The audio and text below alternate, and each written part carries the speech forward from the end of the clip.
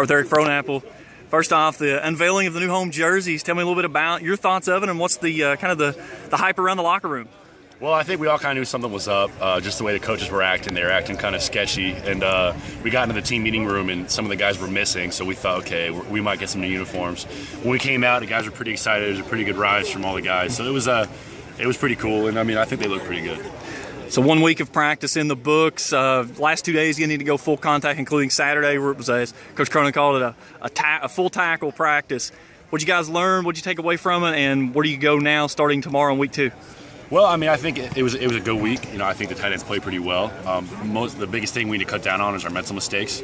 You know, me included, going down to the younger guys. You know, we've had some missed assignments, and we've had some conditioning problems. You know, we're getting tired in our 6th and 7th play of the drive. So that's just things that as camp goes on, we got to eliminate the mental mistakes and really just focus on our conditioning.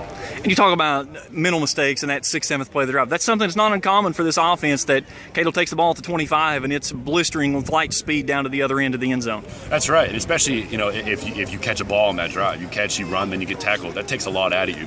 But we really just got to focus on getting that out of our head. We're not tired. We're good to go, and get ready to go to the next play. 4 tight ends on the roster this year. 3 guys that are putting out significant numbers to say they deserve time on the field, and one of those guys, including yourself, the other guy being McManus. Tell me the difference between the two of you of what he offers that maybe you don't and what you have that maybe he doesn't. Well, McManus is so athletic, and I mean, I think, he just brings such an athleticism to the field. He's so fast, he's so strong, and so I mean, when we can get his mind right, there's still been some mental mistakes, but once he gets his mind right, he's really going to be a tough guy to guard, and I think that's something that he brings to the tight end group that's unique. It's just that blistering speed that he has, and me more so. I think I can be more of a traditional tight end where I can line up with my hand down and just be more of an every down type guy. Got to see you in a play earlier this week. We talked about it early in the week with possibly you moving into the backfield of the H-back, but it was you and Rockhead, and you're going one way, he's going the other, a lot of misdirection, and it is one of those things that really makes it tough for 2 big guys like that, for a defensive back or a linebacker to have to pick up. How important is it to be able to have that misdirection and let Cato just pick where he wants to go?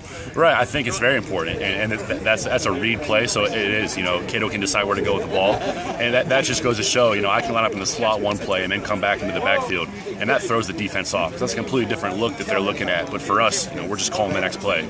So if we can continue to run different formations like that and keep the defense off balance, we're going to be successful. Eric, always a pleasure. All right, thank you.